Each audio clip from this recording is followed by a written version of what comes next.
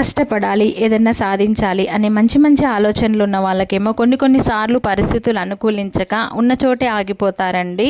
అన్ని విధాలుగా ఉన్న వాళ్ళేమో అవకాశాలని వినియోగించుకోరనమాట. ఈరోజు ఈ మాట ఎందుకు చెప్తున్నానంటే, ఎందుకో నాకు ఈరోజు అనిపించింది, ఒక చిన్న ఆలోచన వచ్చింది. నేను స్టాక్ అంతా సదిరేటప్పుడు నేనెందుకు ఇక్కడే ఆగిపోవాలి, నేను ఇంకా కొంచెం స్టాక్ ఎక్కువగా తెచ్చుకొని నా బిజినెస్ని రొటేషన్ చేసుకుంటూ నాతో పాటు నలుగురు కాకపోయినా ఇంకొక ఇద్దరికైనా కూడా నాకు వచ్చిన విద్యని నేర్పగలుగుతాను కదా నేను అనే ఆలోచన నాకు వచ్చింది. ఇవన్నీ ఎందుకు అక్కడే ఆగిపోతున్నాయి అంటే, కొన్ని పరిస్థితులు కన్వీనియంట్గా లేక ఉన్న చోటే ఆగిపోవాల్సింది వస్తుంది. మైండ్లో మంచి మంచి ఆలోచనలు ఉన్నాయి, వాటిని అమలు చేయాలని ఒక స్టెప్ ముందుకైతే వేస్తున్నాను.